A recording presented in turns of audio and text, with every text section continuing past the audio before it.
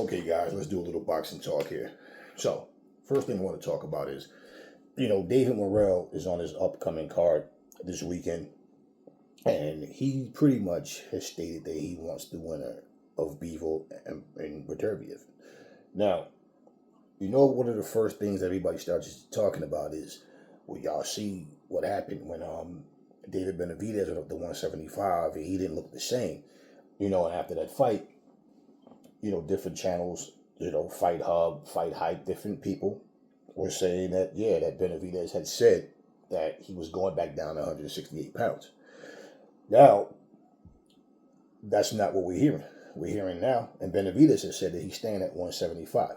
Now, maybe he feels like he can adjust better to the weight and look better, learn how to maximize his full strength or whatever, because he did not look the same in that fight at 175 pounds. He definitely didn't. His power didn't look the same, and, pretty much, only thing you can do is let's see what happens in another fight. So, salute to Benavidez because he didn't tuck his tail and run. He could have very easily just said, hey, you know what, man, this is just too much weight, or, I'm not the same at 175. I mean, hell, I'm going back to 168. Canelo did it, right? Now, I'm not saying he should do it because Canelo did it, but what I'm saying, for all the people going, ha, yeah, you went back down. But Canelo did it. Where's the ha, he there, right? So, that being said, now Morell and Benavidez both going from 168 to 175 pounds. Well, now the fight is more likely to happen because, these two are the newcomers to the division where I still say Bivol is the best up there, and Beterbiev, has the power, but at his age, it's all a matter of you never know when that, Father Time's going to come and, hey, all right, time's up. So with that being said, those are two potential fights we may have, and plus we want to see who, how Morell looks, this weekend. So it doesn't matter, people, every time, guy fights someone that now, okay, Beterbiev fought this guy, now Morell's going to fight him. We're going to compare the performances. This is what people do all the time. But at the end of the day, in boxing, you can look horrible in one fight, then all of a sudden come back and fight a better opponent and look spectacular, or vice versa. So we'll just have to see what happens in that. The next thing I want to talk about is, I don't know where Floyd Mayweather was, New York or wherever he was. It was like in a city environment, like a shopping downtown like area, and he's walking with his crew, his bodyguards, whatever. I saw some police there. I don't know if they were walking with Floyd or they were just there, but they're crossing a road, and they have someone there trying to get an interview. I don't know if this person just knew Floyd was going to be there, if Floyd was at something dealing with boxing and that person was there or whatever, but this is up on Fight Hub, and Floyd did something that I said, you know what, good for you, Floyd. Because this is how you have to be with the media. Floyd is a person that no matter what he says, there's always people in the comment section that just have something negative to say, no matter what he says. Floyd is not asking them questions. Floyd is just being asked questions. And basically, if someone stands here and says, well, Canelo said he'll knock you out, you fought him now, and Floyd's supposed to stand there and go, oh, yeah, I'm a bitch. Floyd, yeah, I'll definitely let Canelo knock me out. Yeah, I can't be. Like, what do you expect someone to say, right? So at the end of the day, Floyd responds and saying what he says. Well, what happened when we fought? Okay, and that's all that matters. I'm no longer fighting, and Canelo is. Canelo shouldn't be worried about me. He should be worried about, his opponents. When he had his shot, he got paid more money fighting me than he got paid fighting anybody else at the time, right? Okay, he had his shot. I whooped his ass, and that's that. So, if he's going to knock me out, he should have did it when it counted. Canelo ain't knocking out nobody. Comments, oh, Floyd think he's unbeatable. Floyd. And it's like, why y'all don't say that to the commentators, to the interviewer? Why y'all keep bringing up shit, always trying to instigate? So now Floyd's walking, and the guy's like, Floyd, what do you think about the upcoming fight, Terence Crawford and Nurmagomedov. Floyd just said, sir, look, I'm not. And they're like, not right now, man. This ain't what this is right here. And they went on about their business. Funny thing is, they're still complaining in the comment section. Oh, after all these years of people interviewing you, now you don't want to talk. It's like, no, that's the whole thing. In this era of time, people just look for something to complain about. It's just as simple as that. So now Floyd does, what I guess it wasn't expected. I guess people thought he was going to, speak on it. And, they always have to ask those questions. So in your prime, who wins, you or Terence Crawford? They just can't resist. But then they always want to instigate. And he shut it down like he was supposed to. He just, went on. Like, really. What does it matter what his opinion is anyway? More than likely, he answers questions. At some point, the same repetitive questions, the same stupid questions. And I say that because you've already heard him answer these same questions on different channels. And yet, the interviewers still do the same things. So, ask the same exact questions and then go throw a video up. Floyd says Crawford will destroy Mayweather. Floyd says he would have destroyed Crawford in his presence. It's always that type of thing. And that's with all these different fighters. More notable to the same thing. They did the same thing with Clarissa Shields and Savannah Marshall. They ask questions and then go, oh, Savannah, did you hear what Shields said about you? Oh, Clarissa, did you hear what Savannah said about you? Yeah, you guys ask the questions and you know what type of answer you're going to get. What fighter do you know, other than Anthony Joshua, that's going to sit here and say what someone would have did to them? And Johnny Nelson, because Johnny Nelson was another one. Now, I don't know when Anthony Joshua said it, if he really meant it, or if he just said it feeling like if I say anything different, people are going to roast me. At the end of the day, I always say, because, we're all different. I look at questions like that, Aries, you and your prime versus Ali and his prime. I'm like, hey, listen, I don't think about things like that. I don't focus on Ali and nobody that I couldn't actually fight because I wasn't there at that time. I only focus on who's in front of me. I don't give a shit about all the comparisons. I just don't. That's exactly how I feel. Because there's times in your life where you did certain things, you were a part of something, you know what you can do. The people around you know, hey, man, this dude could have been, right? But if it doesn't matter to you, that's all that matters. If it's about trying to make people feel the same way you do about yourself, believing in you is all that matters. That's why you have people who end up can't walk. They have some type of illness, and all of a sudden they're told they'll never walk again. And all of a sudden, we saw Vinny Pazienza with the broken neck. They told him that he definitely would never fight again. And that motherfucker got back in the ring and fought again. Daniel Jacobs, look at what he went through. People like Gail Davis who had grave disease. Doing her track and field. There's always something that a person goes through, and it's like, you'll never walk again. Imagine that. You're told you'll never walk again, and all of a sudden, you become champ of the world. So, it's always something like that. But the instigating, no. And see, the problem is, people want Floyd to be stupid. They want him to be gullible or whatever. So, you're not hurting him by making stupid comments. That's about any fighter. Oh, he's always talking about himself. Oh, he always put it yeah, because you guys keep asking the same stupid questions. And then you keep bringing up, they want to try to compare what you did to what whoever's doing now, as if to insinuate that you feel like that person surpassed you. And it's always somebody that Floyd already beat. That's the funny thing. Or they always want to do the fantasy matchup thing. Well, what real fighter thinks someone can beat them? What real you got fucking strawweights that probably they can beat heavyweights. What real fighter is really worried about somebody can beat them, especially in their own weight class? So those are dumb questions. Okay. Last but not least, I was watching an interview with Usyk. Similar situation where Usyk was told that Tyson Fury said the fight was too easy. Right? It was too easy. Usyk has a very calm demeanor. So Usyk basically, when he understood, what she was saying that Tyson said, he said, well, listen, he said, for me to fight hard, because Tyson, he's smart, he's big, he can box, and so for me, it's hard, right? But I come to win. He says, so if Fury Tyson says it's easy, Fine, no problem. Right? He said, but I know, I look at him and I see, I fight, I know. It's not easy. It's hard for him too. Yeah, but don't worry, I won't leave Tyson alone. I'm coming. When we fight again, great.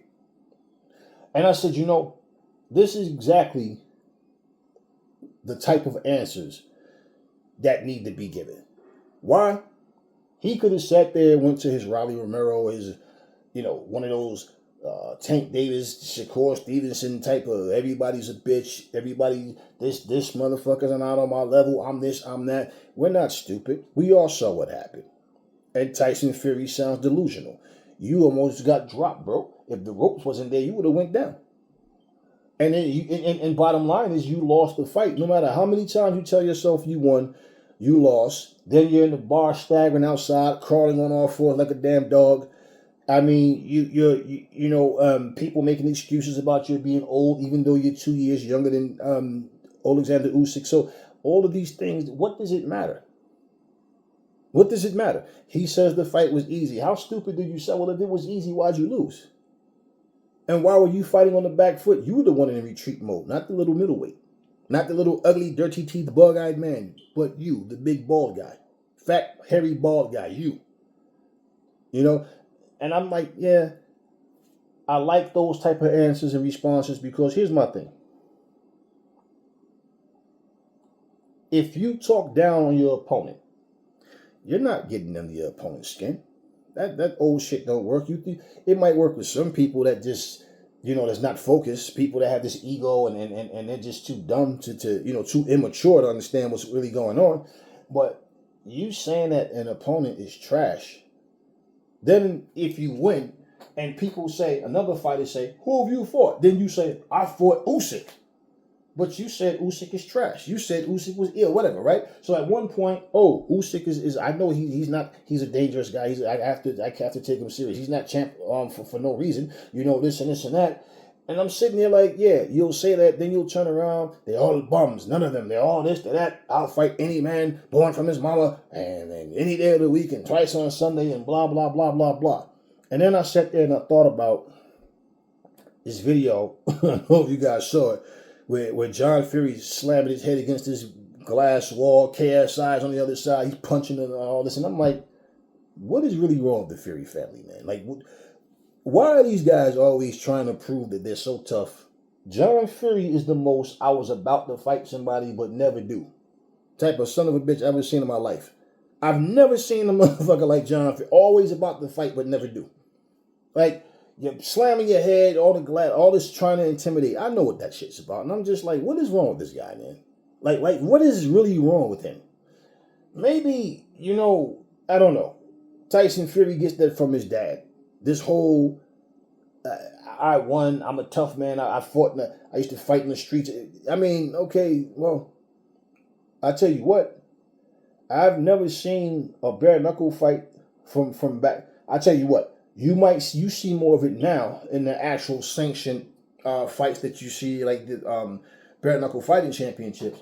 But you talking about this bare knuckle street fighting shit and how they did it like all over in Ireland with the inside the barns and the barrel of hay. There's nowhere for you to fucking go. These guys are just in there begging. Nobody's in there dancing and skipping around. So it's funny to me that you have that particular style in the boxing ring. We know that when you're used to fighting a certain way, that's pretty much the way you fight. And when those instincts kick in, that's what you do. So it's funny to me how he's always talking about this tough man shit and him and his dad both. But, if I didn't even know the two of them, never saw them fight, and I just listened to them talk, I would be cheering for Usyk to win. Because I just, like, big mouth people just turn me off. Like, I'm talking about, like, I don't care about the entertainment part of it, I can beat anybody, I'm the best. Not that. People who can't just say, I lost. Okay, I didn't get the decision. I lost. Salute to my opponent. No, I got to shoot the motherfucker down, and I got to try to, he's not on my level. All this goofy shit, the fight was, that's what I'm saying. The excuse makers. I can't respect that. I can't respect that.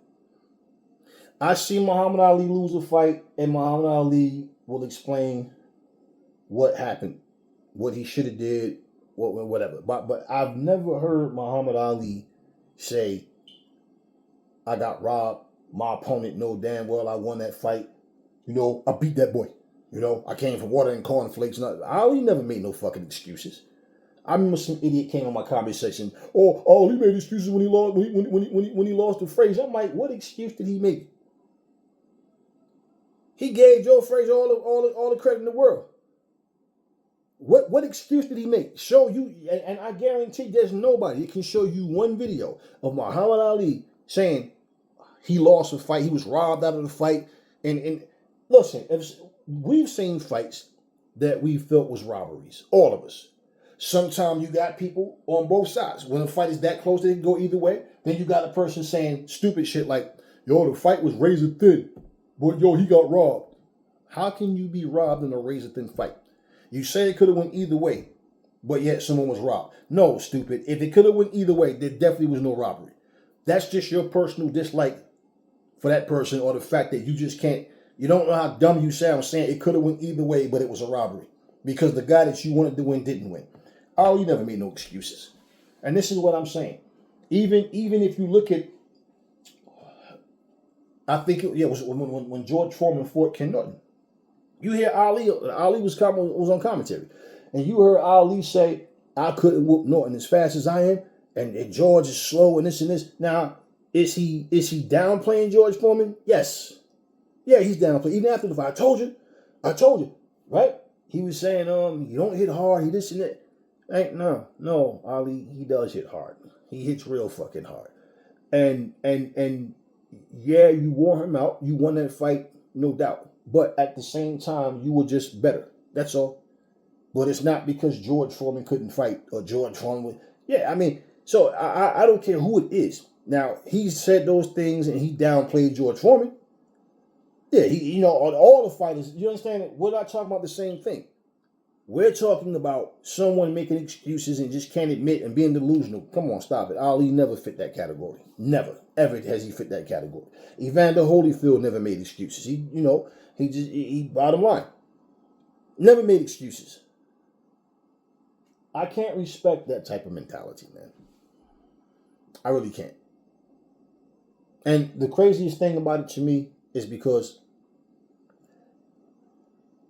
when I said Tyson Fury's not going to fight everybody the way he fights Wilder, even though, okay, unless Nikolai what's his name? What's the big Russian dude come back?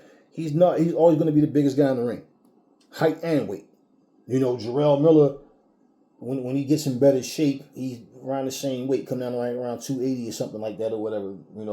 However, 260 maybe between no less than 260. Put it like that. But he's always going to be the tallest, bigger guy, heavier guy in the ring for the most part. So my whole thing with that is, people kept saying, well, he's way bigger than Wilder. Okay, he's way bigger than everybody. But he didn't fight everybody the same way because Wilder don't know how to box. So when I say that and people going, oh man, Wilder can, I'm not asking your opinion. I'm telling you, he's not going to fight anybody else that way unless he feels like they have the same type of IQ as a Wilder. Name one person that he's fought since Wilder the same way that he fought Wilder. Name one. Name one. Even if you look at before that, he tried to, like when like Steve Cunningham, guys that were same thing, much smaller. After Cunningham dropped him, when he gets mad, he'll get in there and he'll come forward against certain guys. But once again, he didn't fight the whole fight like that. In spurts at times, trying to come forward. And that's why when I watched Fury and he would do that, and I said if this dude would sit down on his punches, he'd be able to get some knockouts. Like more, because he has weight behind the shots. But who did he fight like that? Nobody. So instead of people looking back going, damn, you know what, you was right. We only telling you, our opinions are our opinions, but I'm looking at patterns, I'm looking at consistency, all these type of things. And when I'm looking stylistically, you can see, I understand why fighters are doing what they're doing. Now, sometimes you don't always get it because they do things that don't make any sense. It's not working for them. But, I understand even then. if you dialed in, like and that's pretty much with fighters that you're not really used to. I don't really know this guy. I haven't seen him, to compare to say, okay, usually in this situation he does this and this, or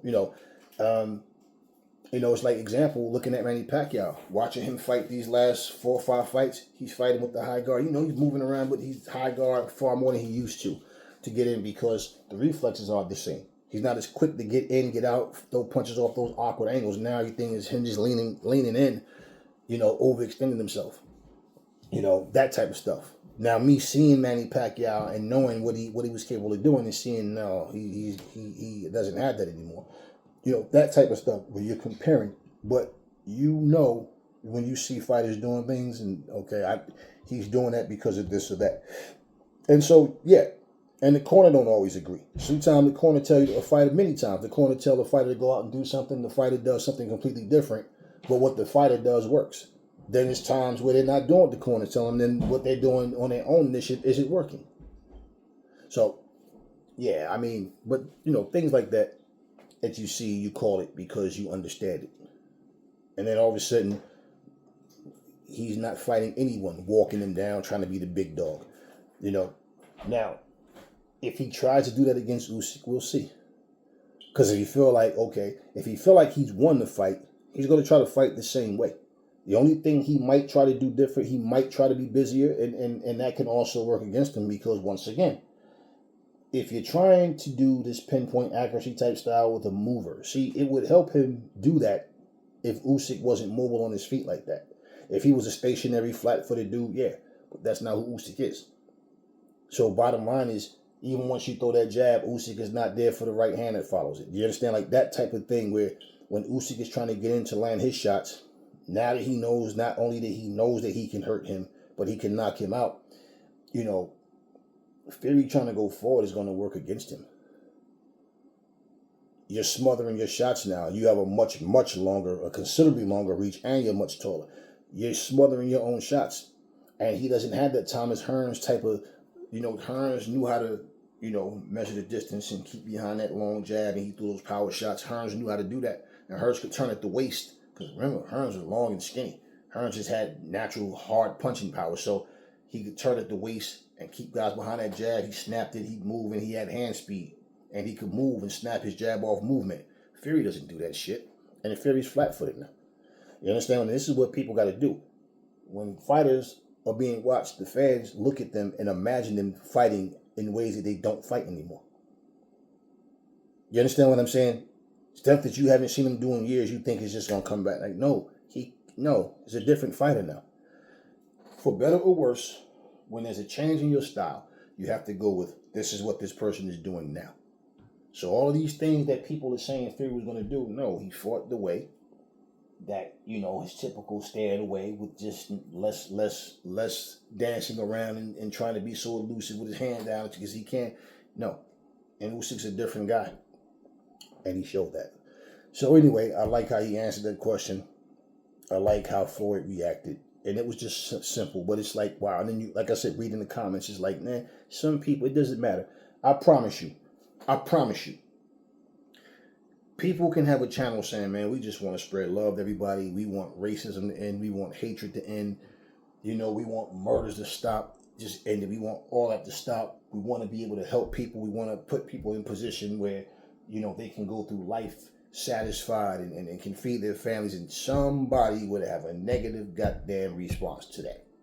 That's just the way it is. And not just one person, okay? There will be many people, yeah, but blah, blah, blah. It just, let's just stay angry. Let's just stay upset. Let's let racism and hatred and murder, let's let it, why stop it? Who are you to stop it? If we want to kill people, let us kill people. If we want to rape, let them rape. We want to be racist, let us be racist. There will always be somebody who's just ignorant. That's just the way it is in life. That doesn't mean you have to accept it, though. So, anyway, that's all I got for you guys now. And I will be back soon with some more boxing talk. Oh, it's my first time bowling. Because you need to learn how to wait your turn when you're bowling next to my family. How do I have to wait a turn? We're on different lanes. That's the problem. You see, you're not supposed to go when other people are going because I can be a professional and you could be screwing me up. I can see your score. You're definitely not a professional. You finished the game with 40 points. Well, I took some pictures of you and your family. That's And I'm kind of gonna weird. Floyd, because you don't know bowling etiquette. Go ahead and show him. You I don't don't know care. bowling etiquette. I don't You care. don't know bowling etiquette. Okay. Man, right there recording me. He's recording me. And Yeah, I am. physically assault me, and he called me a slur. Yeah, you're a bitch. Don't you dare follow me to my car.